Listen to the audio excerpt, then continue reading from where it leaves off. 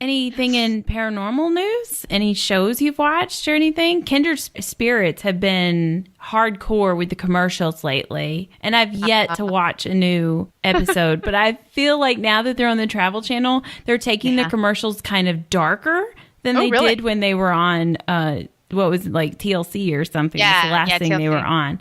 Instead of being like, we're helping these people with their little haunted house, it's like the darkest thing ever. So now I'm starting to wonder, Zak Bagans' angle of always thinking everything's a demon, is it really Zak's opinion? Or it might just be how he's produced. is there a producer at the Travel Channel that's like, ghosts are the devil? Could be. You got a point. Honestly, no, something happened with my cable, and I haven't been watching any paranormal shows whatsoever. I've only been watching Forensic Files, which is fine because I fucking love Forensic Files. I'm a huge fan. It's just that there's only so many times I can watch the same goddamn episode because I've been watching the show probably since it started. So yes, it's great that it's all retro and stuff, but it's like, yeah, I remember seeing that episode 7 years ago. So when it first came out. Got it. So, I told you I was super excited. This is like a week and a half ago about how I changed my plan and got to keep my cable, and I'm paying like $100 less. Well, that meant that they cut off my Travel Channel. I don't have it anymore. It's gone. Oh, no, you will call them right back. I haven't seen any Ghost Adventures. I haven't seen any Amy Allen. I've missed everything. I have been able to watch Curse of Oak Island. I haven't seen any Destination Truth. I mean, it's like, it's sad. And I'm starting to wonder if that's what led to my the worst celiac gluten reaction ever, because my body went into overdrive shock. Yes. And then when I'm here at home, like, I can't even watch the reruns. I can't watch the shows that I miss and catch up on it. I'm just dying. I am dying, and TV is bad right now. So that should not be happening at all. It's really, really bad. The plan that I got now, which is so cheap, excludes the Travel Channel. I'm like, you got to be fucking kidding me. I thought that was like one of the basic. I didn't realize that that's one of the ones you have to pay more for. Oh, yeah. They are bougie. You always have to get the more expensive plan. It allows you to see all of the shows that are upcoming on all of the channels that I don't even have access to, which is a fucking really pisses me off, because I'm like, there's Josh Gates. He's on right now. You're loved. You fucking and you can't do anything. We were watching him last night. I was watching just his expression and the tone in his voice, and I thought, damn, he's so animated when he talks. No way he talks like that all the time. I want to hear his real voice. At the end of the episode we were watching yesterday, there were like outtakes at the end. Really? Yeah. Where he's, and I thought for a second, this is it. This is where I'm going to hear like how he's going to, hey man, stop that. But he didn't really. He still kind of sounded exactly the same. But it was still funny to see him a little out of character, I guess. I told you before, he's my idol when it comes to presenting a story, because he just does it with such magnificence. He really puts you right there. I mean, he just knows with his words and, like you said, with his animations, how to grip you and just put you right in the story. And it's really fun to watch him and listen to him. I love his show. It just hurts me now that I can't fucking watch it. He's just so good at drawing you in with how he speaks about it and everything, the passion he has for it, and then his expressions and stuff. And he's just a lot of fun. But we're pretty good at storytelling these days too. We're getting better because this is a podcast. If anybody wants to like jump in right now. Thanks. Sorry about that, like all that talk before. We were just warming up. This is what we do. Welcome. And like you said, thank you so much for joining our podcast. This is The Creatures of the Night, and I'm Chris. And I'm Wendy. And we were just sitting here having a chat, and you were just kind of, hey guys. About cable and right there. I'm here. Hello. Yes, we do have a story to tell you, actually. Eventually. Not just our, tell you our love for Josh Gates and our hatred for Comcast or whatever. Who do you have? I don't even know. It's Xfinity. It's Comcast. Oh, okay. I was just throwing that out there. We don't have that out here. We're going to get it resolved. But up until so what I've been doing in the meantime is catching up on my American Horror Story, which is Really bad because no, I'm behind you now, Wendy, because I have stopped watching episodes at the Coven.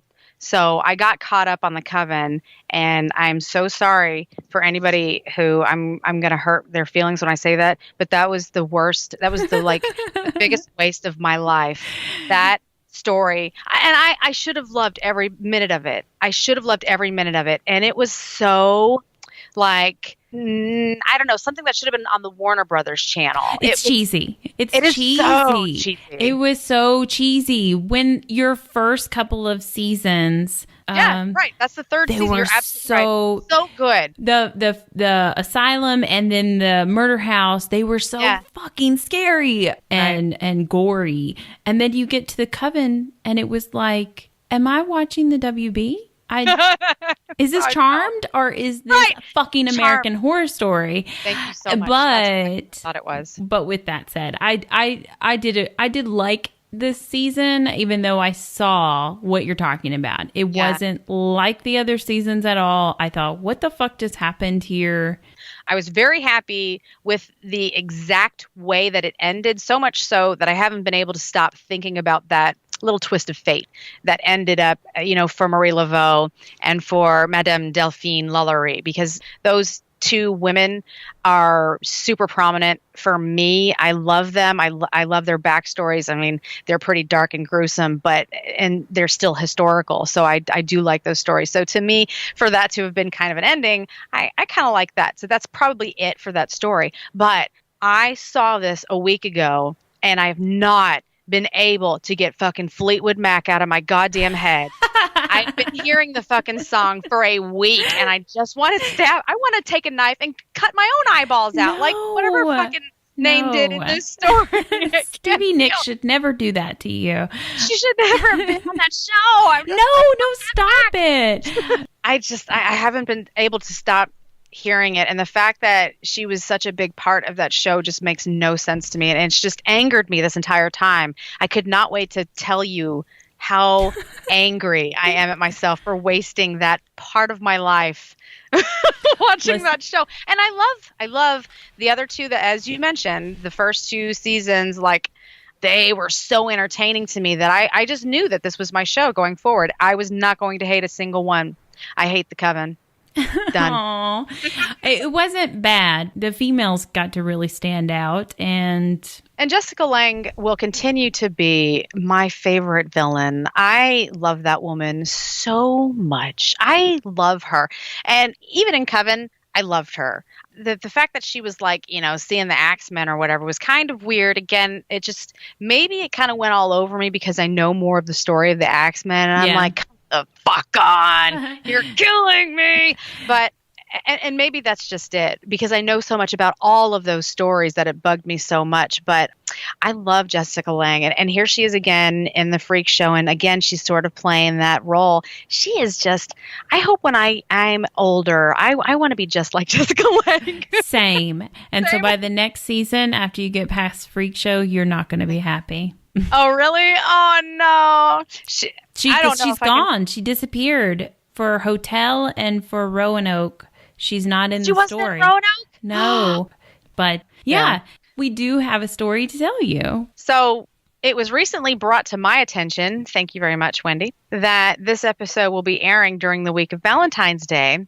And I know that a lot of you are making big plans for Valentine's Day and getting things together and, all that jazz. Some people really celebrate that shit up. We know this because we worked at Party City when we were 16 years old.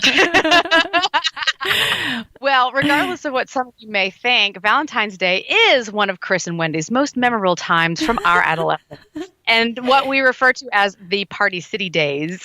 Yes.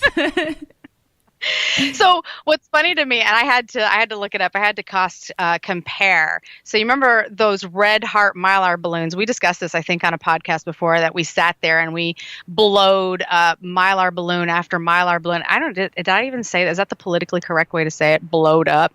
We aired up. 10 cents a pop, right? And people would come in there and get dozens of those bad boys. Instead of getting roses, which is no, nicer. Dude, go get roses. what these people were thinking. Maybe they were like, maybe this will carry this bitch on off to space. They would get so many of these fucking balloons. Well, now they're $1.99, so they're probably not. Whoa, no. Yeah, these red balloons are $1.99. But here's the kicker. I'm like, okay, let's see what else Party City has. They have $5 unicorn balloons and $10 llama balloons. So I mean, honestly, if you're going to spend $10 on balloons, go and get the fucking llama. Don't load up on the hearts. The llama's the way to go. It's so fucking awesome. Yes, I agree. I 100% agree. Get the llamas. And then you can, if they still have the stickers, that you can spell out whatever you want. So go put I love you on a llama balloon. I llama love you. I llama love you. I wonder if they still do those stickers. Do you remember how many times those damn things would rip? The J's always got me. The little curve. All the fucking time. I bet $1 million they still do them. The wall is definitely different now. The wall of Mylars, if you go in today, it's insane. But I had to bring that up since this is going to be coming out for Valentine's Day.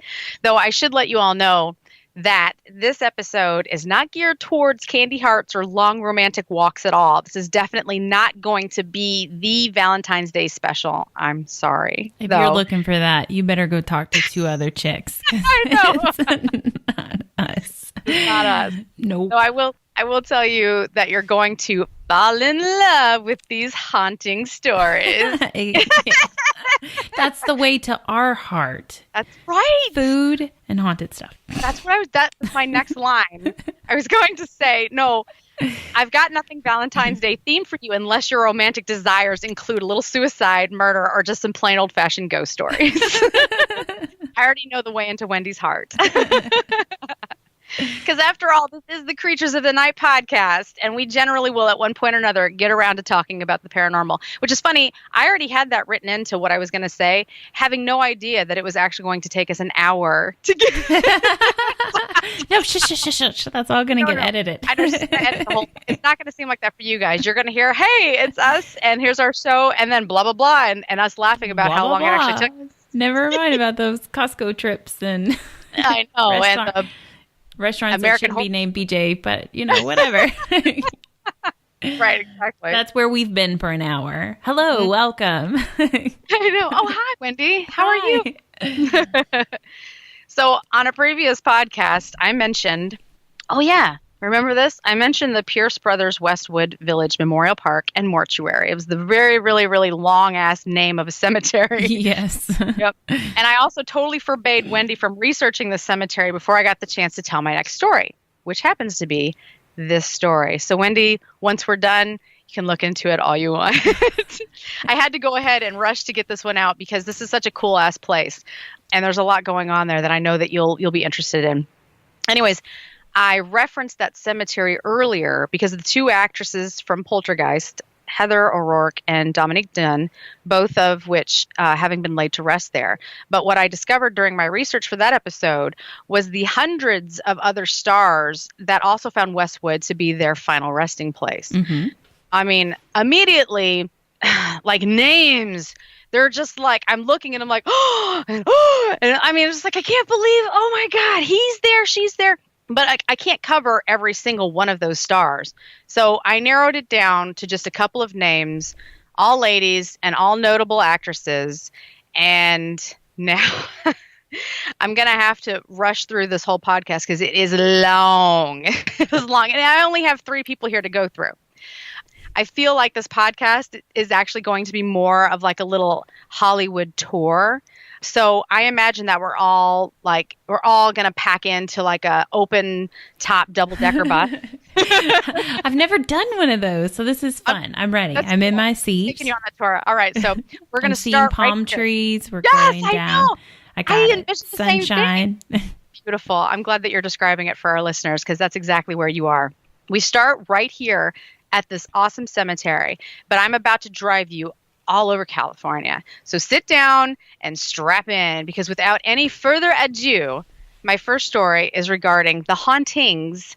That's right, hauntings with an S of Norma Jean Mortensen Baker Doherty. That's a long name. Now I could go through the whole story calling her that, but that really wouldn't be fair considering that's not the name most people are familiar with. She's much better recognized as Marilyn fucking Monroe. Because I'm like, Norma Jean. Yeah, that's her name. And I'm like, wait, what's a famous Norma Jean? I was like, you're fucking, as soon as you get Marilyn. Yes, that is her real name. I forgot. Isn't that cool? But what's funny is, like, when I first wrote this, I just wrote Norma Jean Mortensen. And then the more I read, it was like, there's more to her. Wow, this woman, she had a crazy long ass name. So, as you may already know, Hollywood produced tons of icons over the years. However, Marilyn Monroe is the most recognizable figure from the silver screen.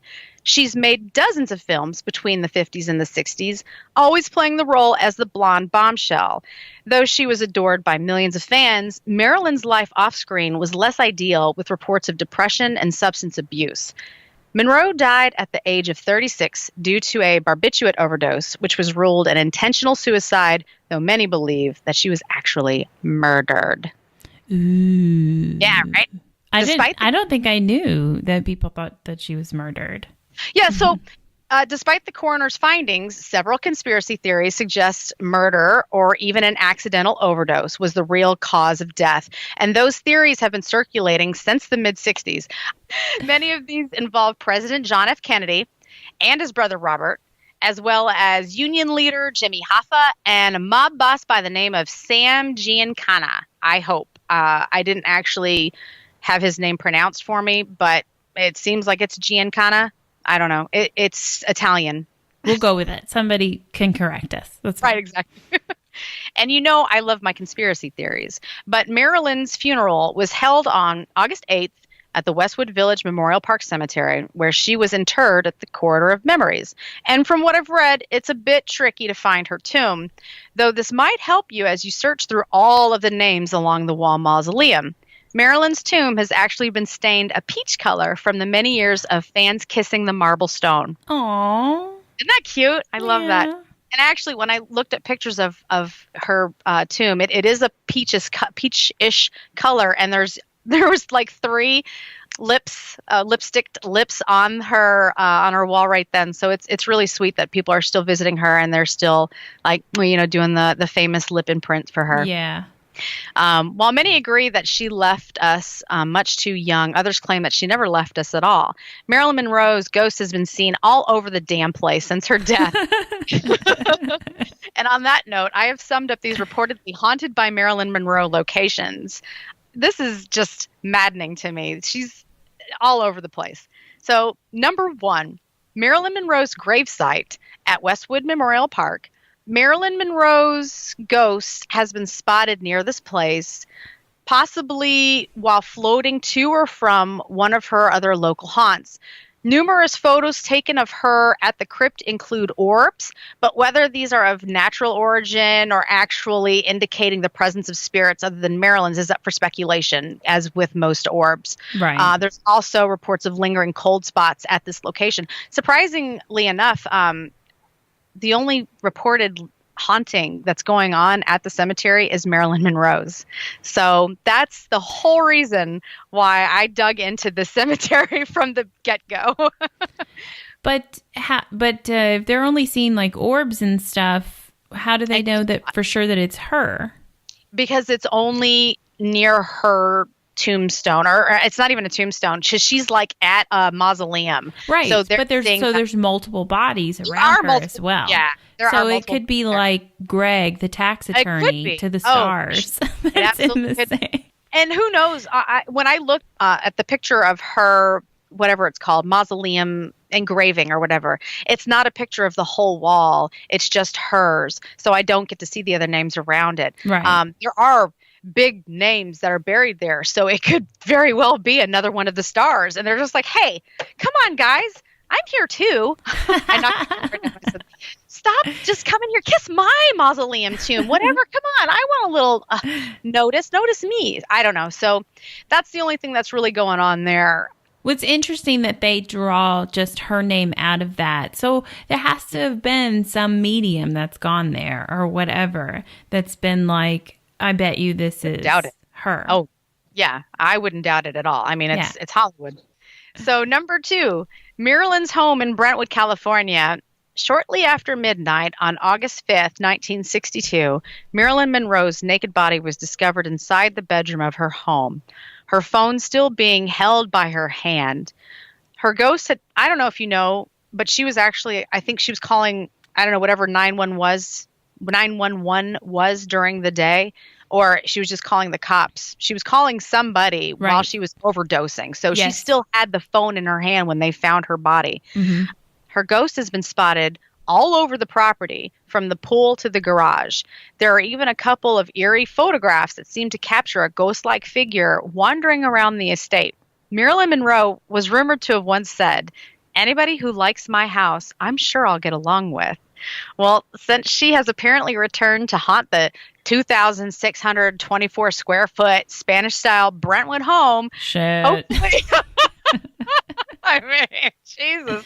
Hopefully, whomever now occupies the space enjoys her company. I think it would be pretty badass to live there. Not just for the fact that it's being haunted by Marilyn Monroe, but this house, I'm sure, is fucking gorgeous. Could you imagine? Yeah, but I hope that goes in the selling of this house. They're like, yes, and Marilyn Monroe's ghost will come and visit you sporadically whenever she feels like it. I hope you get along. I'd be like, take all my money. Here you go. Well, actually, I found this this part because the house did go up for sale a couple years ago, and that was part of the ad. Yeah, it would be. That's a huge selling point, right? Well, it good. has I'm a glad pool. It has Marilyn Monroe's ghost. I mean, I've got something like that a little later too. I'm glad you're a fan of that.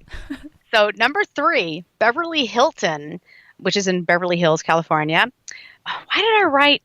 Oh, I was making fun of this guy. I called him Mr. Los Angeles Ghost Story Expert. I'm putting up my parentheses here. Air quotes, yeah. Air quotes. Richard Carradine said, "I believe the ghost of a blonde woman spotted in the penthouse suites is Marilyn Monroe." I feel like anytime I'm talking like someone from California, I've got to put on this rich kind of air, like, I believe the ghost of... And I don't know if that's how this guy is at all. It's just that's how I feel like this guy would be. I believe the ghost of a blonde woman spotted in the penthouse. And he's even a ghost hunting expert. I just love it. But anyways, I'm certain is how he sounds. I think so too. I'll continue that every time I bring him up then. What was that guy's name that did the show that was like You're talking about like he had all the silk scarves up to his neck. Yeah. Shit, what was that shit? Oh, we'll never think of it. But I know exactly. But that's exactly how he talked. Yes, that's exactly. That's who I see. I see that all the silk scarves. Ah, fuck. I'm not in my rights. I know who you're talking about. Anybody listening, you guys, you just know who we're talking about. Yell it out. Yell it out. So both hotel guests and staff have reported seeing this lovely apparition, which Carradine points out is where Monroe and Senator Bobby Kennedy are rumored to have been seen the night of her suicide. Oh. By the way, I know, isn't that wild? I didn't know that. By the way, right? That's where I like how I'm throwing in tidbits of conspiracy theory news because I just have to. I just like, ooh, so you guys are on my side. Here's that information. By the way, I thought this was cool. The Beverly Hilton is also now rumored to be haunted by the great Whitney Houston. Isn't that cool? You get Marilyn Monroe and Whitney Houston. A 2 for 1. This is a fucking party going on. I love it. The stars. I want to go to California so bad right now. Number 4, speaking of stars, the Roosevelt Hotel in Hollywood has also reported sightings of Monroe's spirit, mainly in the suite she frequented, which was room 1200. Her ghost often would shock people by appearing in a full-length mirror, and it got so bad that they moved the mirror from the suite to the hallway in an attempt to not lose customers. I know. So now everybody can... Nobody knows this because this is a podcast and you could not see Wendy, but I swear to God, a light bulb just formed right over her head. Well, it's like, you mean I don't have to rent the penthouse to be able to experience the ghost? It's in the hallway. Thank you very much. You got it. Yes. They're just like, look, here it is, guys. Just stay right here. Isn't that funny? I love it. They just made it so accessible. They did. I think whoever is at that hotel is either totally cool with paranormal people, or they're just like, I just can't afford to lose any customers. Move that shit out into the hallway and let the ghost hunters just have it out there, whatever. This guy, his name is Kenny Kingston. He's an author of a bunch of books on hauntings. I didn't bother to annotate any of them here, but he writes books on hauntings. He claimed that Marilyn materialized in the Sin grill inside the Roosevelt. Now, Sin is spelled C-I-N-E, so I don't know if that's supposed to be Cine or Sin, like cinema, but it's just C-I-N-E. In front of him and a witness when it was otherwise unoccupied. And he says the perfume she wore lingered in the air. I kind of love that. I love smells. I think I've mentioned that before. It's a way of sort of detailing a memory. And when it all of a sudden comes out of nowhere and it just hits you in the face, it's paranormal in itself. Whether it was embedded in the furniture or in the curtains, or maybe somebody else passed by, they're saying here that there was nobody else around, but it's still it's like a little haunting memory. To him, he recognized it as being Marilyn Monroe's perfume, and it just appeared for him. So I kind of like that. Yeah. And I'm with you on the scent thing. Like, you're just standing by yourself, and then all of a sudden this smell comes from nowhere. And it's like, how does that happen? How did it? Right. If it's somebody's perfume from, that I can't see them, so they're in their room and their perfume has finally made it down here. Like when somebody farts and it takes, a full 2 minutes before it travels to the back of the car or something like that. Or it's because it's been trapped under a blanket and you just got to bed and you're like, what the fuck is that shit? That's how you greet me? I just don't see how it could last for that long. But it's just more personable when it is a familiar perfume smell. I mean, she was rich. I'm sure it was a fancy perfume too. It's not something that anybody... Well, I mean, we are talking California. So, I mean, there's money going around in California. But from that era, I mean, it would probably be a recognizable scent. So I love that. It's not just like when you walk into a room and a plug-in, and it's like apples and cinnamon, which would be, what you smelled in my house. Honestly, if I pass away, Wendy's going to hate me because she's going to smell cinnamon all the time. I love the smell of cinnamon. Wendy hates it. She's going to like, God damn, her but cinnamon. Then you'll know that it's not me because I wouldn't have anything cinnamon smelled. But hey, I think there's something too, like, you smell this and then the first thought you have, it reminds you of that person. Unless you were thinking of that person ahead of time for some reason, you had a dream about them or you just saw a picture of them the day before. And so they're on your mind. And then now there's this smell and you're like, that's their perfume. I mean, you don't know. You'd have to ask this guy, but did it come out of nowhere that they're like, what's that smell? That reminds me of so-and-so. I feel like spirits try to communicate with you with small little signals and signs like that. So she too, not just with the smell, is putting it in their head. Like, remember me? That's me. Right. I love that. Yeah. Why did it immediately go to thinking of her after smelling that? Because I'm sure other people do wear that kind of perfume, but that was the first person he thought of. Also, I would like to know if you went into... Like, people go to this restaurant all the time, I'm sure.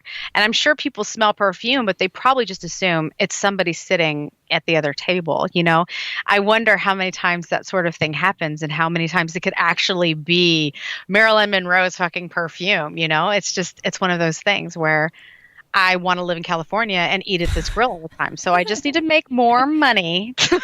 Probably a lot more money. Oh, shit. A lot more money. So, but anyways, I thought that was really, really cool. So number 5 is the Hippodrome on the Santa Monica Pier. And this is another spot rumored to be haunted by Monroe. She spent some time there during a photo shoot on the beach. She would occasionally visit the carousel in disguise to watch the families just enjoying their day. Legend says that if you visit the Hippodrome late at night and watch the mirrors on the carousel, you can catch a glimpse of Monroe sitting on her favorite bench near the gift stand. Oh my gosh. How fucking cool would that be? So I just want to point out here, because you mentioned it earlier, there's lots of reports of Marilyn showing up in mirrors, which I fucking love. So maybe she just likes to like see herself like in mirrors, whatever, which is fine. But just going more toward the point, there's 2 places that you can see her in a mirror that you do not have to rent out for the entire night. So, hey, and I'm totally all about show up in a mirror. That's great. We don't have to search all over the place for you. You're right here in this spot. We were just talking about how we want to see paranormal stuff. We want to, visit with the spirits and ghosts, and then we want to go to bed. So if you're going to make this easy for us, I love that shit. That would be super awesome if I didn't have to explore an entire hotel or house for you. And you're in this mirror right here. I go here, and that's where you're here. I'll see you at 7. Thanks. Love it. I love the idea of the whole mirror thing, too. I don't know why, but to me, it brings me back to your dreams episode, and speaking of doppelgangers and seeing yourself, it's that supernatural vibe. You don't expect to see anybody else in the mirror but yourself. And then when somebody else appears, I mean, that's an otherworldly experience that you're not going to have unless it's a true paranormal experience. So I love that. I dig that. It's different than when you're snapping photos of a building and you're like, could that be something in the window? Or could it not be? Could it be paranormal? If something materializes in a mirror next to you, behind you, above you, wherever, it's going to scare the shit out of you. But it's you and that fucking mirror, and what else? It's different. It's a more personal experience, I think, than just any other one of those. So I don't know. I don't know if that's what. Nope, you said it. That's exactly what I'm thinking. Yep. It's just like it should only be you looking in that mirror and nobody else. And then if something else appears, that's fucking magical. So it is. Thank you. Right. It seems like easy paranormal investigating. Right. I just have to sit here and stare at this mirror. Oh, I know. Sweet. And then I can't question it too much either. If there's only me in this room or whatever, if another face fucking appears, there's no other way that could happen. Right. It's not another face. I didn't just grow one. I didn't grow 2 heads. So number 6 is the Knickerbocker Hotel.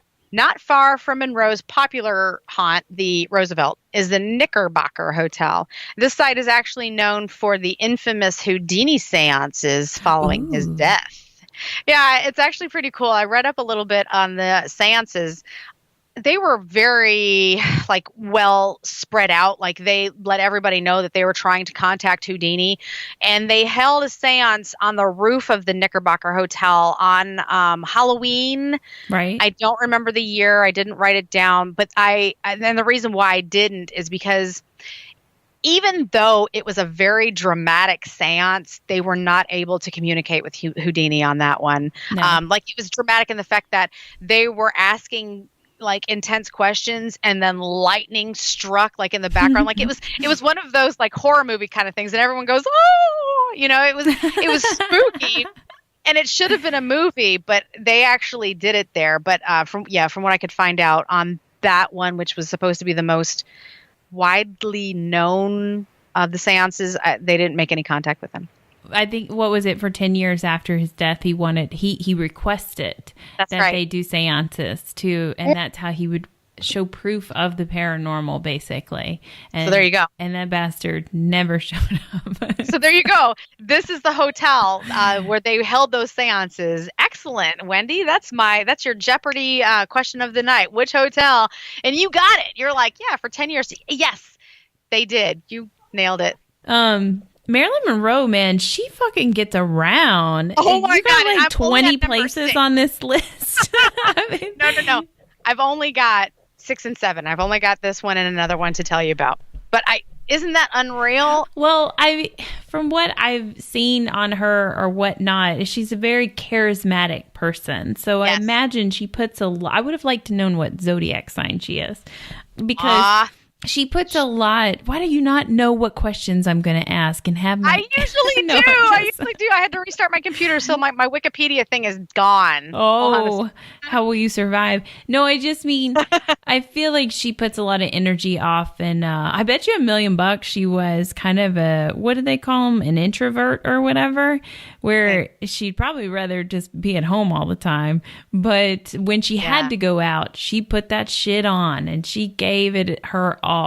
And just I feel like that's kind of how she was. She was a Gemini. My girl. I was gonna say I bet she was a Gemini, but before I was like, maybe she wasn't.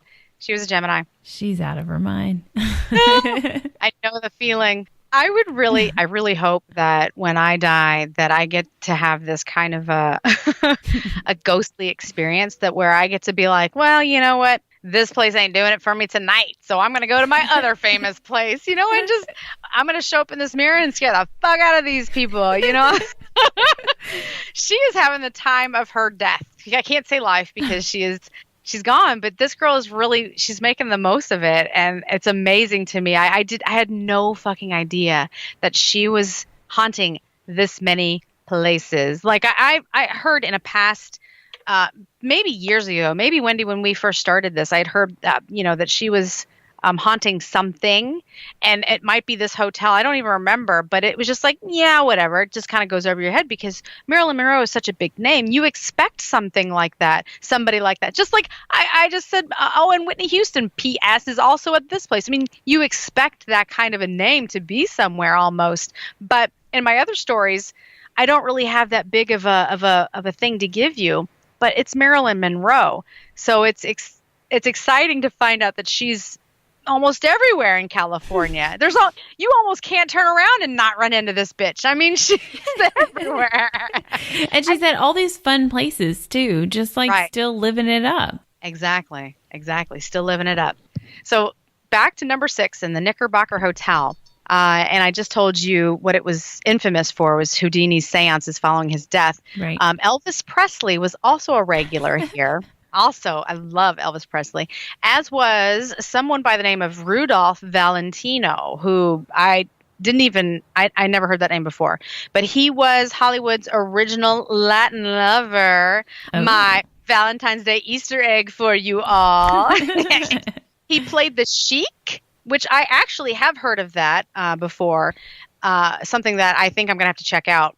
The 4 Horsemen of the Apocalypse. He also was not too bad on the eyes. Hubba, hubba, hubba. That guy was cute. Who now all allegedly haunt this place. So, yes, Marilyn Monroe, Elvis Presley, cute boy, Rudolph Valentino. The hotel has since been converted into senior housing, and I bet that's got to be one hell of a retirement home. I'm just saying, got to get my fucking spot reserved now. Yes. Yes. Can you imagine? That retirement home kicks ass.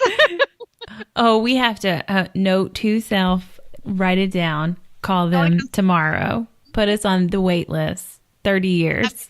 Right, exactly. Now's a good time to get registered for that shit because the wait list, I'm sure, has got to be long with that celebrity lineup. Could you imagine just trying to duet with Elvis? Oh, man. I know the songs. And then, I know. Same here.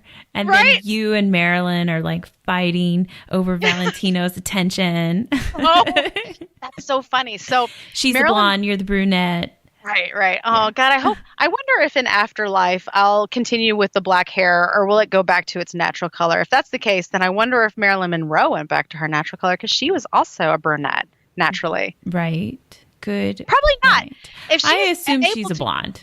Yeah, right. I assume that since she's able to kind of go everywhere, she's probably still rocking her favorite dress, which I assume, I don't know, just because I'm familiar with her in the white dress and the platinum blonde hair. She's still rocking the super sexy look. So I'll be in flannel. Well, you're not going to get Valentino that way, but whatever. I have biker boots that are loud and clunky and have zippers all over them. That'll be like my Jacob Marley. Clank, clank. Scrooge. Clank, clank, clank. Anyways. He might be into a grungy girl. I don't know. Here's to hoping. Marilyn Monroe was known to frequent the hotel bar with her then husband, Joe DiMaggio. But it may be a fascination with Valentino that explains her alleged haunting there. Per Kenny Kingston, he's the guy that wrote all the haunted books. Got it. Yes. Monroe once told him, "Too bad Valentino died so young. We would have been great together." I love her. I know, I do too. So since her ghost, she's just so honest. She is, but it's just like she just eludes that sex appeal too at the same time. And you're like, go get him, girl. So since her ghost also has been seen at the Knickerbocker, maybe her wish came true. Yeah, she was like, "Where's his ghost at?" She went to the other side, and she's like, "Y'all seen Valentino around? I remember that hottie." And they're like, "We saw him at the Knickerbocker. Elvis is there, too." And she's like, "Sweet." Sold. Wait, young Elvis or old Elvis? I mean, I got my limitations. I don't know. Here. It doesn't matter. Either way, he's harassing her. She's probably sick of it. That's true.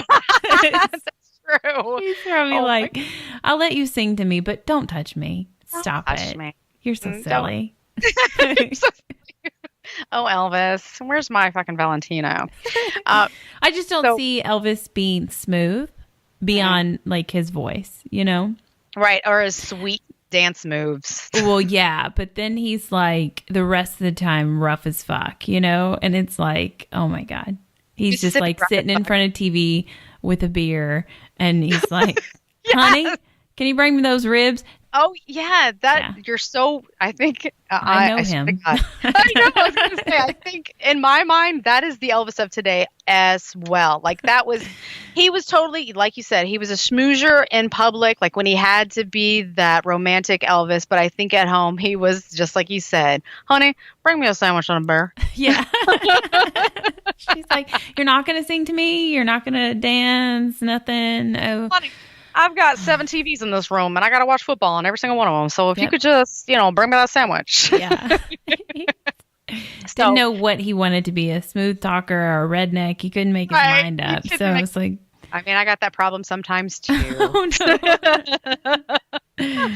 So finally, number 7 of all the fucking hauntings for Marilyn Monroe. Number 7 on my list is her star. That's right. Even her star on the Walk of Fame. Another free spot. Yes, another free spot. Isn't that crazy? I love her. She's just giving. She is a very giving entity. She wants you to come and see her because she's like, "These are free spots. Come and find me." So her star on the Walk of Fame has had reports of a mysterious pink mist unexplainably floating over it. Excuse me. Now, they actually use the word hovering, but I don't like that word, so I went with floating. I like it. Hovering sounds rude. Yeah, I know. That's what I thought. It's like, when your boss is like hovering. Watching you from behind, they're hovering. Right. Get so I away. changed. Got it. Go fuck I on. like it.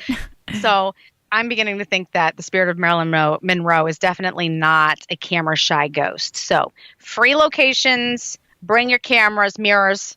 Absolutely. And your sniffers, because apparently she's no sinus infections on the trip allowed because you want to smell that perfume. I thought that was cool as hell. So anyways, that's really all that I have on Marilyn Monroe. Oh, I'm sorry. You don't have another list of 8 places that she could be in. You know what? There are more. Like there was like something had come up in Lake Tahoe, and I'm reading more of these, and I'm like, I have 2 more people that I have to report on, and these stories are great, so I had to cut it off. That's fine. You gave us enough. We know where to go now. So we're still not done with California. We're still on So next up on my tour of the cemetery is the West Side Story star. Hold on for this. Natalie Wood. Oh, I know. So a little bit of backstory on Natalie Wood. She was born in San Francisco to Russian immigrant parents. I did not attempt to provide you with her original name because I would not be able to pronounce it correctly. I would butcher it badly. So it wasn't Natalie Wood. It was Natalia and a Russian last name. Gotcha. Okay. Her first appearance was just days before her 5th birthday in the 1943 film titled Happy Land, though her first major role was as Susan Walker in the 1947 Miracle on 34th Street. Mm-hmm. Oh, Natalie, she was so and then of course Natalie, she was only 43 years old when she drowned near Santa Catalina Island, California in 1981 under highly suspicious circumstances. So this is a story that many are probably familiar with. I don't want anyone to feel like I rushed it, but because this is such a newsworthy story, I don't know anybody that hasn't heard the story, but I'm going to give you these details anyways for those of you who might have not heard this yet. During the making of the film Brainstorm, Wood drowned while on a weekend boat trip on board Wagner's yacht, the Splendor. Many of the circumstances surrounding her drowning are unknown. It was never determined how she entered into the water.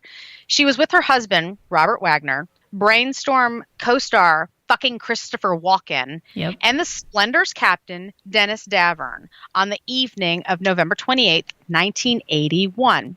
Wood's body was recovered by authorities at 8 a.m. on November 29th, which was 1 mile away from the boat, with a small inflatable dinghy found beached nearby. According to Wagner, when he went to bed, Wood was not there. The autopsy report revealed that Wood had bruises on her body and arms, as well as an abrasion on her left cheek. I also want to point out that her sister Lana, she also was born to the Russian immigrant, so she didn't have Lana. You don't say. You know, they have the same parents. She's actually her legit sister, but I thought it was interesting. Like her real name was very Russian. She changed her name to Lana Wood as well as she became an actress. But she pointed out that it was very smart. I mean, I thought Natalie Wood. I mean, it's you know the name. Natalie was successful before she was, and so she went with the same last name so she would be associated with her. Right, exactly. And then she went on to be pretty successful herself, I think. Yeah, I think so too. But Lana voiced doubts that that's exactly the story that that she didn't really feel like that's what happened because Natalie Wood could not swim and was actually terrified of the water her entire life. And according to her, there's no way in fucking hell she would have left the yacht on her own in a dinghy, you know? Yeah, I didn't know about the whole dinghy thing or whatever. Yeah. I've never heard that before. So basically what some speculate is that she had fallen overboard, tried to get herself back up onto like the dinghy to save her life basically, but the dinghy became loosened from the boat and like it was gone. Like somehow the dinghy was just not attached to the boat anymore. So she didn't like get in the dinghy to paddle on off, go away. It seems more like what they're trying to say is that she fell overboard, tried to get back onto the dinghy to save herself, but the dinghy floated away and she couldn't swim. That was the story forever. But it's speculation because at that point, everyone had said they didn't see her. Nobody knows what happens. Everyone was drinking, having a good time. They all went to bed, and that was it. Later in his memoir, Wagner acknowledged that he had an argument with Wood before she disappeared, when originally they all claimed to have had not noticed her disappearing. Her death was ruled an accident. The autopsy found that Wood's blood alcohol content was 0.14%, which was, the upper limit for driving a car legally was 0.10 in California at the time. But I mean, they're on a boat, they're having fun, whatever they're drinking. And there were traces of 2 types of medication in her bloodstream. A motion sickness pill, sure, someone who's fucking afraid of water and she's on a boat rocking back and forth, and a painkiller, both of which increased the effects of alcohol. In 2011, Dennis Davern confessed that he had lied to the police in the initial investigation and that Wood and Wagner had actually argued the night of her death, just like in Wagner's memoirs. Her death certificate was recently amended to undetermined and unfortunately will very sadly remain that way. Natalie Wood was buried at the Westwood Village Memorial Park Cemetery, which is why I'm telling you this story. I almost forgot. No, I'm just playing. I didn't. Like, I'm just so ashamed of Christopher Walken because I know. Me too. I love him so much. And then to understand that he was there and a part of possibly witnessed more than I'm not saying at all that he had anything to do with it. I pray to God not, because I love him so much. But I'm on the bandwagon. Her fucking husband killed her. So yes, and in things that I've seen, fucking smacked her overboard, and probably even threw that dinghy out to her to be like trying to help her. And then when he saw it wasn't working, he's like, whoop, whoop, I wasn't here. Right. He knew she couldn't swim and that she had a fear of water. And now her and Christopher Walken had been flirting because of this movie. I mean, who the fuck wouldn't Christopher Walken back then too? That would have been sexy as hell. And I mean, my whole childhood, I mean, I always loved Christopher Walken, not in that manner. I mean, he's just awesome. And when I first heard about this, I'm like, are there two Christopher Walkens? It can't be my Christopher Walken. I mean, that guy's like an uncle. You know, you just think of like the badass uncle out there, and it's Christopher Walken. But yeah, I think that, and I think a lot of people have this same theory, is that Robert Wagner is actually a huge piece of shit who couldn't take the fact that Natalie Wood was, I mean, as she was stunningly gorgeous, and she was getting attention from one of his friends and having fun with it. She was beautiful and just enjoying life. Christopher Walken's flirting with her, but she's married to this guy. Maybe she's flirting back, but whatever. I don't know how serious it was. She got a little drunk. Everybody got a little drunk. Maybe Christopher Walken went to bed. I'm hoping he was like my kind of drunk, that he's just like, yep, I'm out. And he didn't hear a single fucking thing. But you know, he had to have a weird feeling the next morning because he had to witness like some kind of tension between the two of them and know what Wagner was capable of. I'd like to know, did they stay friends afterwards? Was he like, I ain't going down for this. I'm going to be a successful actor just because of your fuck up. I don't know. It doesn't, you know, there's nothing that we can do about it or whatever, but. Right. I'm with you on that. I will, point out that this was 1981, so I was 1 year. I wasn't even a year old because this was November of 1981. And Christopher Walken has done many movies beyond that, so he has become even more successful. I hope that in my gut, he was oblivious to the whole thing. Like you said, he probably noticed some tension and that was it. He went to bed. And after that, he said, you know what? Robert Wagner's a huge dickhole and I'm not going to deal with this motherfucker. You know? He's like, I'm not so sure about that whole thing that happened. I don't think I'm going to hang out with him anymore. Everything that I've read, especially from her sister, Lange, it seems to me like she's really pointing the finger at Robert. He totally did that shit. Yeah, that's where I am too. I feel like he got really pissed off at Natalie Wood. He probably did knock her in the head because they found some kind of an abrasion on her left cheek, which probably threw her off of the boat. She probably tried desperately to cling to something so that she could climb back up. And he probably saw that she was getting on that dinghy and he untied it and pushed it off with an oar. And it was like, I don't think from a yacht you can do that. I don't think you can do. But I just envision it that way. I'm sure he didn't give two fucks whether she got back on it or not. Now, in his defense, we can point out that if she falls into the fucking water, that it's very likely she could have hit herself on her face as she went down. And then as she was in the water, she could have, I don't know, hit something else too. And that's where she got her bruises from.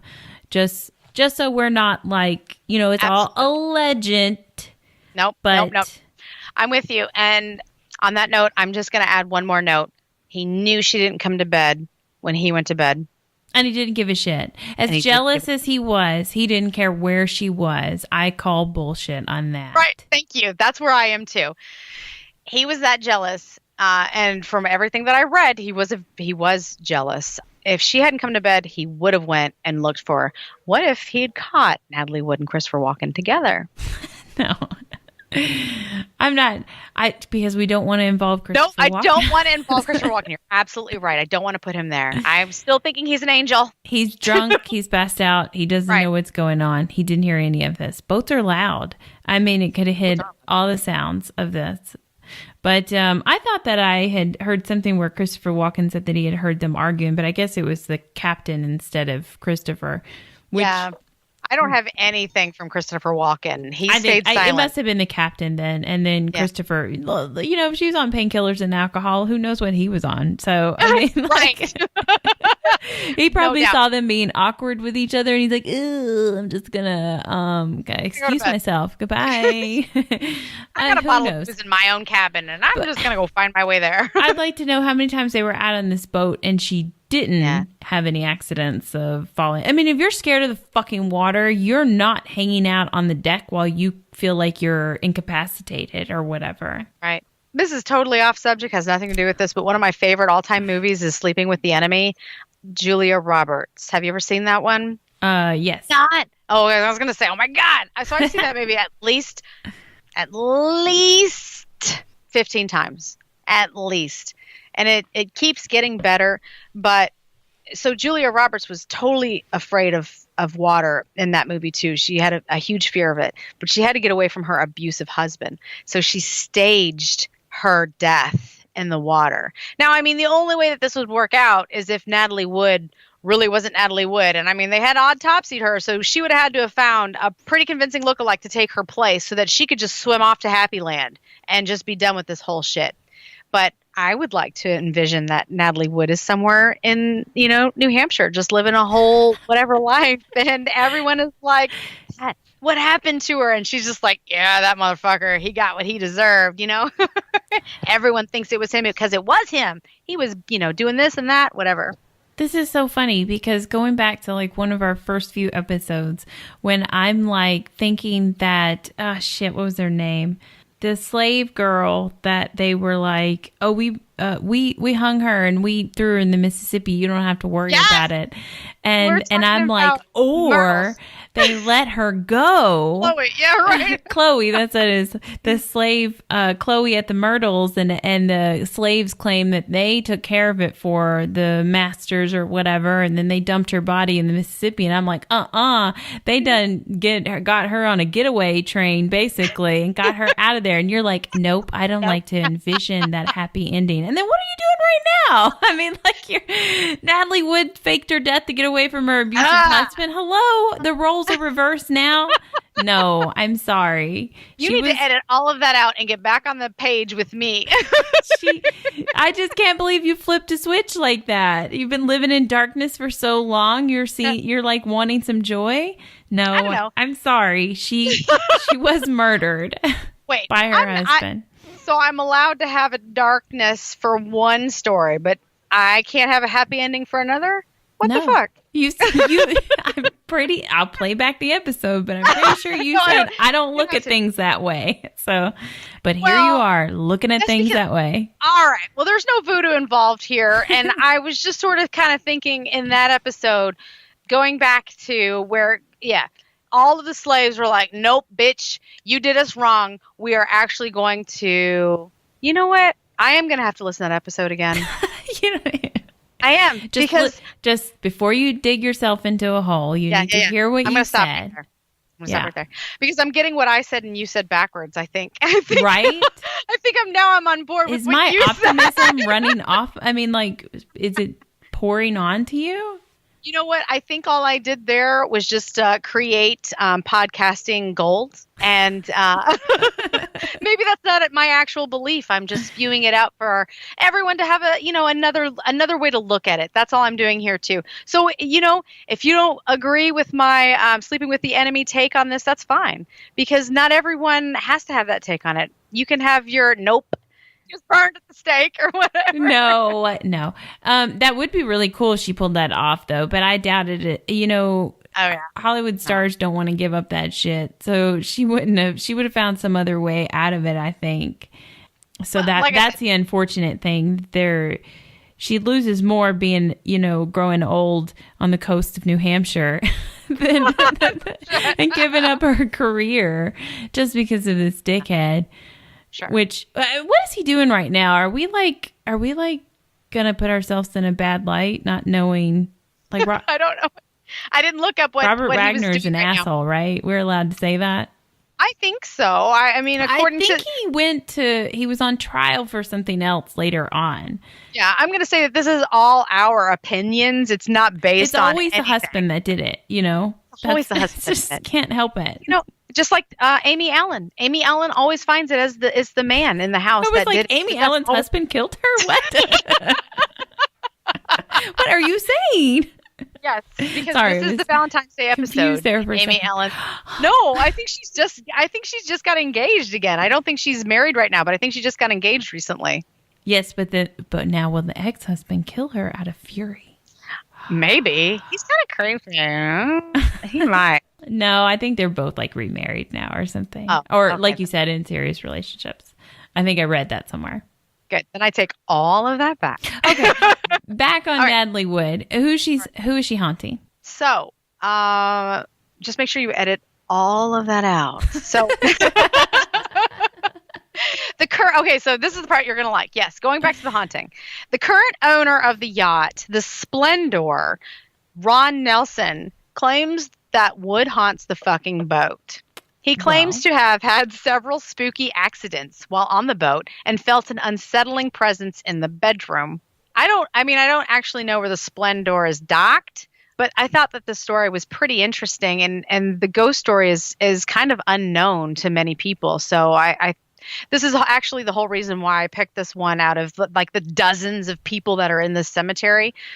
So per Nelson, I'm air quoting again. Okay. I've been hurt twice on the boat mysteriously. Weird falls. It's just like my feet came out from under me and I fell. Okay. So like being pushed or fall. Yeah. Like what would have happened to her, I guess. Yeah, I didn't even think about that. Yeah. He's also felt an unsettling presence in the bedroom while on a trip to Hawaii. Something sat down on the bed and then left. So Nelson was frightened enough to enlist the help of 2 Hawaiian priests to exorcist the ghost from the vessel. But he says that shit didn't work. And now the haunted owner is looking to sell that shit. He's like, done. Of course, there's always a chance that Nelson is using the prospect of being haunted by a ghostly Hollywood starlet as a bargaining chip. But then again, I'm not going to judge the mysterious workings of the otherworldly. Also, since, Valentine's Day is coming up, I have a little romantic factoid for you. And in 1956, she had a brief relationship with, of all people, Elvis Presley. Oh, I love her. Is this whole episode about Elvis Presley, but just like sprinkled in? I didn't believe that I kept finding things about him. I was just like, he haunts this hotel with Marilynn Monroe. Natalie Wood had a relationship with him. It's just so interesting. Like, I just see. No, I told you he could put it on when he wants to and get any girl he wants. Sure did. And then they go home with him, and then they're like, who the fuck is this? Exactly. He probably asked her for a sandwich. He's got his camo on, and he's in his underwear, and they're like, no, this is not my life. I don't want that. I don't think Elvis could have made it in Hollywood. You're right. I think he would have been. That's why he had to live in Memphis still after being successful. He had to be really close to Mississippi, because he had to feel that. He didn't fit in at the parties, I'm sure, or nothing. Yeah. I think that takes a lot of energy. That's why yeah. Okay. So finally, I have one more interesting story to tell you here as we wrap up this fun little cemetery tour. Yes, we're still in the cemetery. Even though we were on a boat for a second. Now we're back in the cemetery. Surprisingly, this one hits a little closer to home for me. Unfortunately, I'm not going to end this episode with a murder mystery or a conspiracy theory. No, this story is a little different, but a good story nonetheless. Elizabeth Montgomery, an American film, stage, and television actress whose career spanned for 5 decades, is best remembered for her leading role as Samantha Stevens on the television series Bewitched. Mm-hmm. I love her. She was a pretty awesome person, too. Throughout her career, Montgomery was involved in various forms of political activism and charitable work. She had been cited as one of the earliest celebrities to support gay rights, an advocate for AIDS patients, volunteering with the AIDS Project Los Angeles at the height of the AIDS epidemic. Montgomery spent much of her later career pursuing dramatic roles that took her as far away from the good-natured Samantha as possible. Among her later roles were performances that brought her Emmy Award nominations, a rape victim in A Case of Rape from 1974, and the accused, but later acquitted, murderer Lizzie Borden in The Legend of Lizzie Borden from 1975. Yeah, that was that video they were playing when we were there. Yeah. Yes, it was. Yeah. Do you remember any of the stuff that they had talked about? They have pictures of her from the movie, and they have the dress that she wore in the movie as she was portrayed as Lizzie Borden. So, yeah, she's featured all throughout the house. They're pretty proud of her portrayal in that. Wasn't that the dress that was in the bedroom with us? Yes. Yeah. Yes, it was. So I'll get some more on that in a second. For many years, Montgomery had struggled with colon cancer, which she believed she had beaten. And in the spring of 1995, however, she was told that the cancer had returned. She had ignored the influenza-like symptoms during the filming of Deadline for Murder from the files of Edna Buchanan, which she finished filming in the late March 1995. By the time the cancer was diagnosed, it had spread to her liver, and it was too late for medical intervention. Mm-hmm. So with no hope of recovery and unwilling to die in a hospital, she chose to return to the Beverly Hills home that she shared with Robert Foxworth. And early in the morning of May 18th, 1995, Montgomery died at home 8 weeks after her diagnosis, and she was 62 years old. Mm. So I have been dying to tell you this information since I found out. And I don't know if I knew this before and just kind of put it back in my brain somewhere, locked it away in a filing cabinet, X-file, whatever. But when all of this came about, I wanted to text you right away. Couldn't do it. So here it is. Genealogical research conducted after Montgomery's death revealed that Montgomery and Lizzie Borden were sixth cousins, once removed, both descending from 17th century Massachusetts resident John Luther. Montgomery, who played Lizzie Borden, had no idea of their real life relationship. Yeah, I saw the light bulb again. Because they say it on the tour.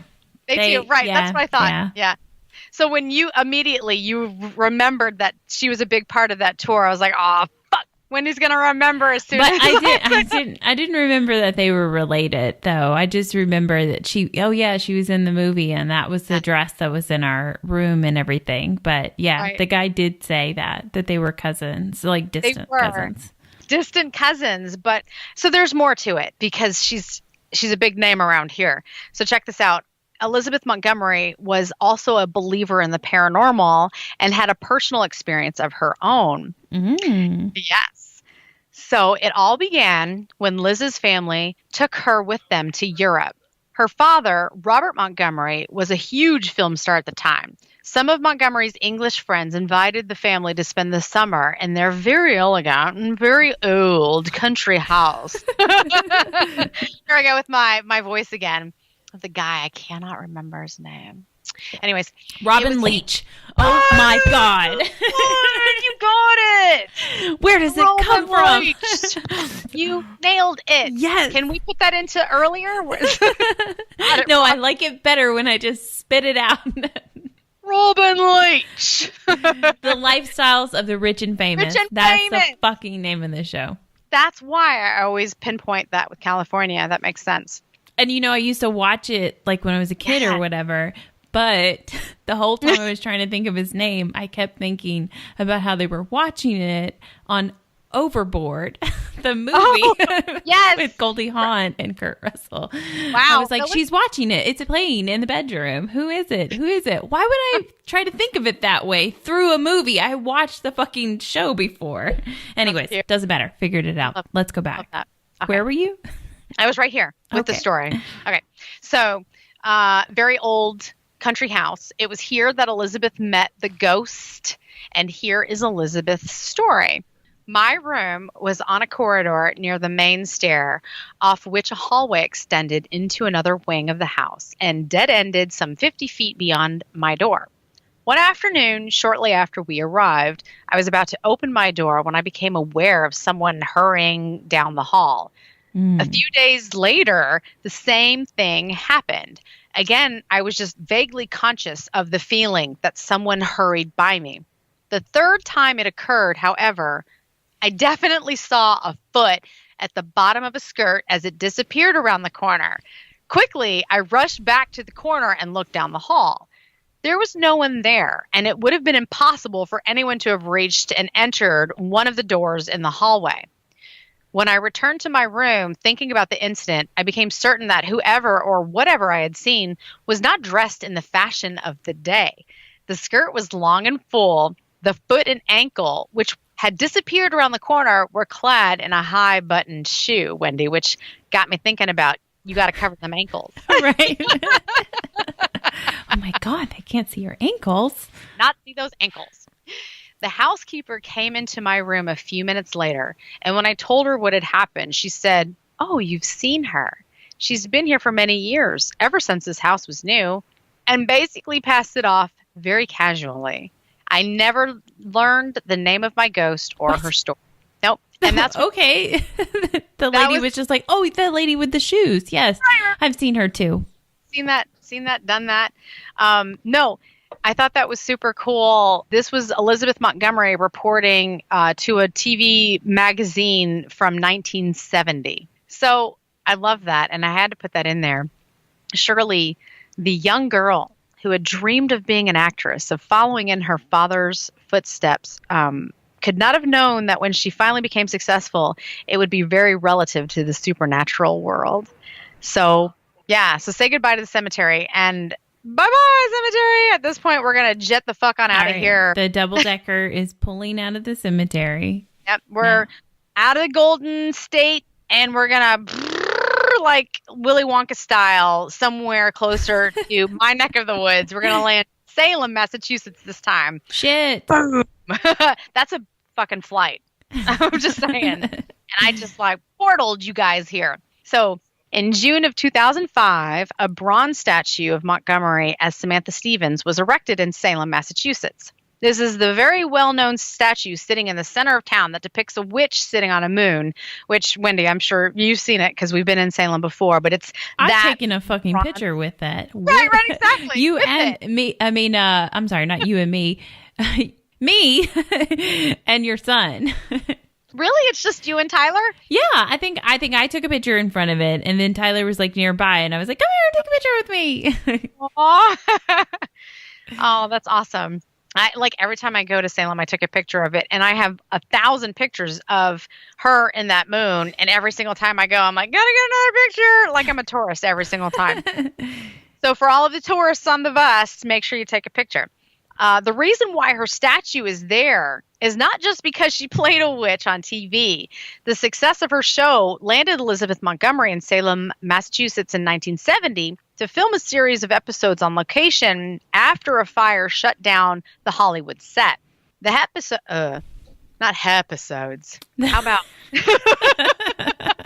these aren't hippopotamuses. These are episodes. Not hepatitis. I don't know why I put an H in front of it. I just thought it made me sound better. I'm trying to be dramatic. The episodes. Oh my God. The episodes. Don't edit any of this out. Let it just be natural. Nope. That's going to be the title of our episode. Episodes. This episode has been brought to you by Drunk Ass Chris. It's going to be 10 minutes of us laughing. Okay. And 10 minutes of us laughing, trying to figure out Robin Leach's name. So proud of myself. I love that. I'm so proud of you too. You get bonus points for that. Because I'm keeping track. I've got a list right here. Anyways. Well, I should be scoring. Totally in lead right now. The episodes came to be known. I'm going back to the story. So okay. We're on the bus. We're in front of the statue. Got it. Right. You're all listening to me with the mic. The episodes came to be known as the Salem Saga and featured many of the landmarks of the city. Salem at the time was not a booming tourist hotspot like it is today. For any of you who have not been to Salem, it is the tourism mecca of Massachusetts. It is where you go, especially around Halloween. And it was not like that prior to Elizabeth Montgomery. She brought the boom to this industry like you wouldn't even believe. Nobody cared that his story was here. They actually wanted to forget about everything that had happened here, which I can understand. It's pretty dark. But she actually helped elevate awareness of the historical location, which has ultimately led to a lot of the preservation of the town. I never knew that. Isn't that crazy? That's why they ultimately put that statue of her in the town, because it's because of her that they become so wealthy and such a tourist hotspot. I found that out on a crazy ghost tour. As a matter of fact, this guy, I went on a ghost tour from Crowhaven Corner, which, by the way, I mentioned before on a podcast that I only go to Hex and Omen, but Crowhaven is another store that I absolutely love. It's catty corner to the Hawthorne Hotel. It's that big black building, and there are legit witches in there that are doing spells and making mojo bags, for you as you walk up in there. It's a cool ass store. So I went on a tour with one of their tour guides, and he brought me all over town, showing me all kinds of places, and I was just kind of like, please, sir, give me more. I couldn't get enough. He just knew everything. And with that said, well, there's tons of hauntings in Salem, Massachusetts, in case you were unaware. You don't say. Yeah, right. I mean, it's almost like Marilynn Monroe. You turn around and there's a ghost. You don't see them. That's because they're they're hiding from you. Back then, they didn't want you to know that they were a witch, or they were persecuted as a witch, and they were wrongfully persecuted as a witch.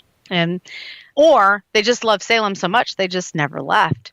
I was not able to find any mention of Elizabeth Montgomery haunting anyone or anything. No, I believe she could actually be at rest, which is wild in itself, since we both know that just a little ways into Massachusetts is the sleepy little town of Fall River, where her cousin is said to haunt the Lizzie Borden bed and breakfast. Yeah, but that bitch is crazy.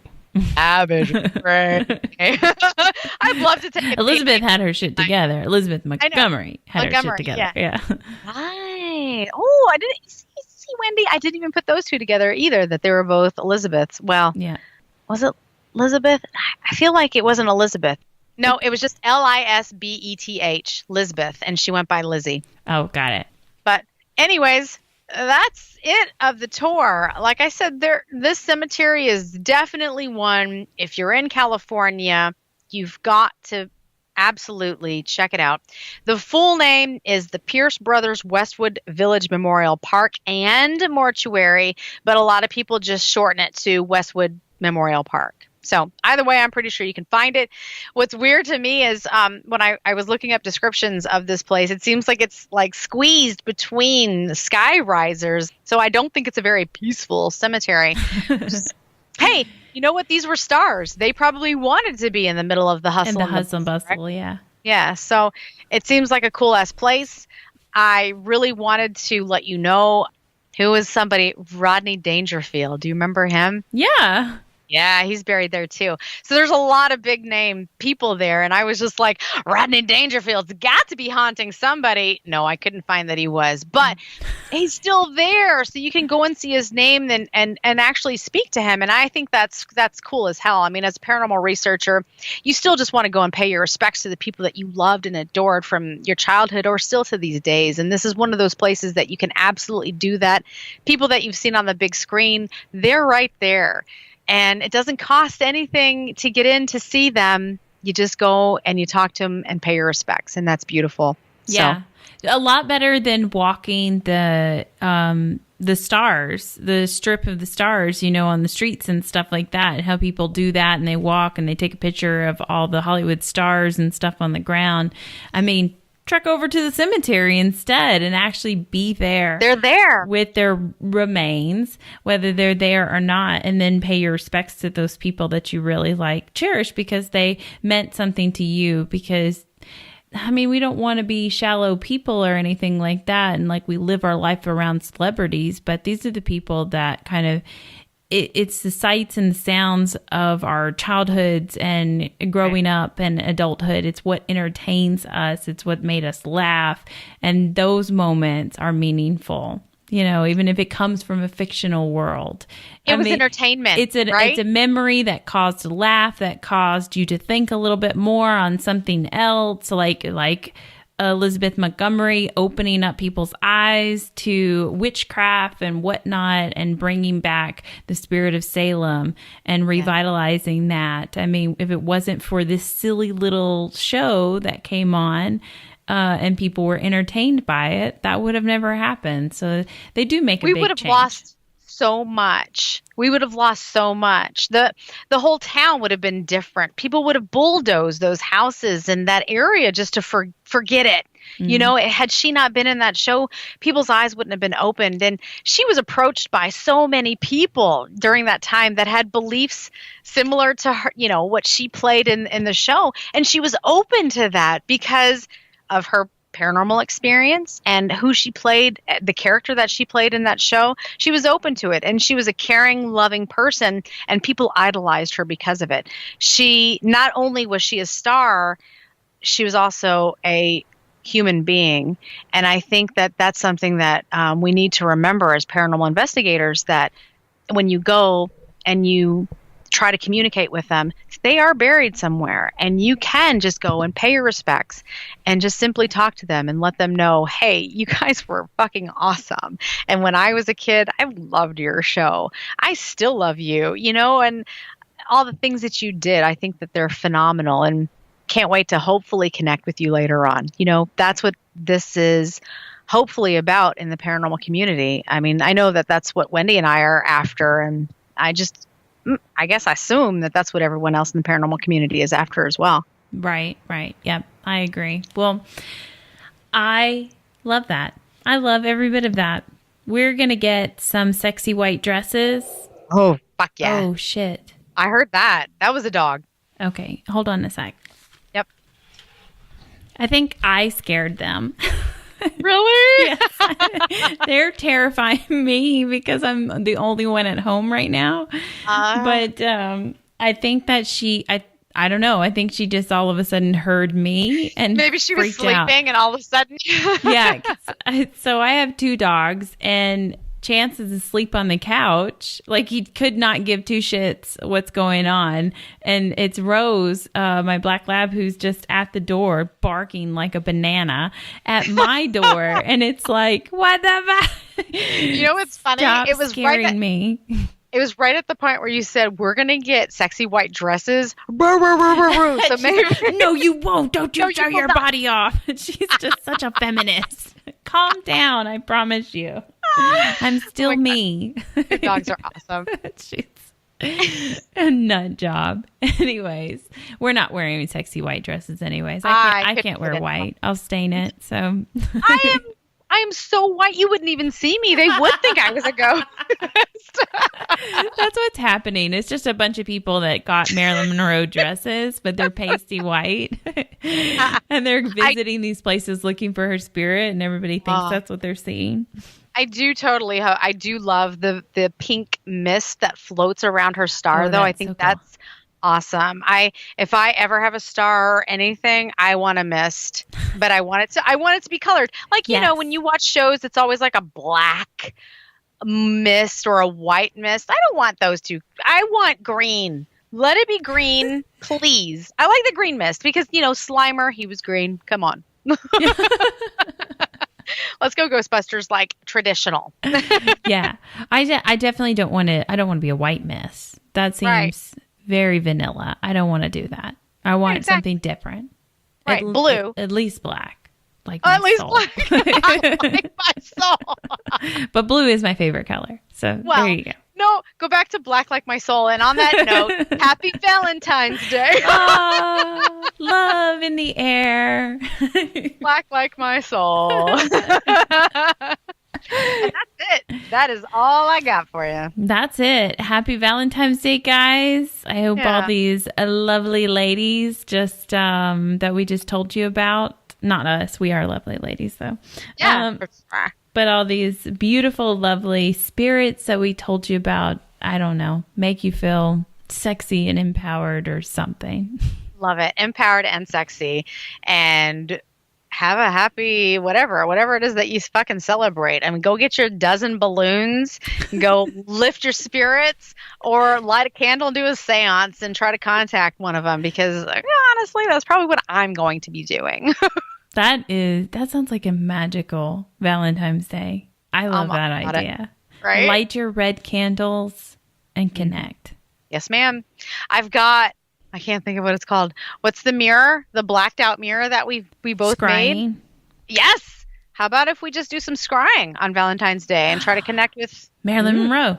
Right. She seems to pop up anywhere. Anywhere, right. So let's see if I can just, maybe, hey, Marilyn Monroe, I might be out for that on Valentine's Day. I'll get my scrying mirror. Let's see what I can do. Let's see what I can connect. Deal. Glass of wine, light the candles, be alone with the black mirror. Or your Ouija board. Whatever floats your boat. Whatever. Meanwhile, our spouse is in the other room.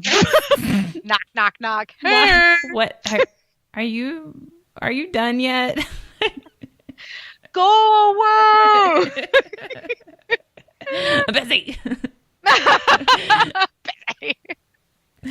Anyways. Yep. Thanks for tuning in. And as always, check us out on Instagram and Facebook, COTN _ paranormal. Yeah. Thank you.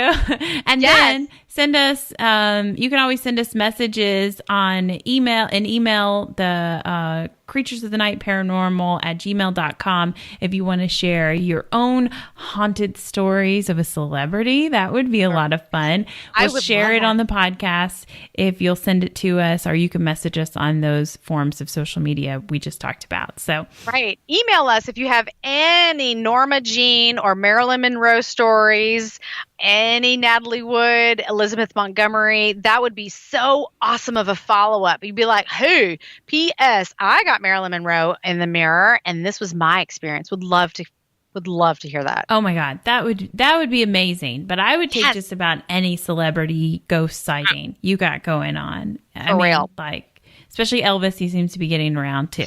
So for sure. But thank you for tuning in. Thanks for listening to us, and happy Valentine's Day, I guess. Happy Valentine's Day, guys. We love you. Bye. Bye.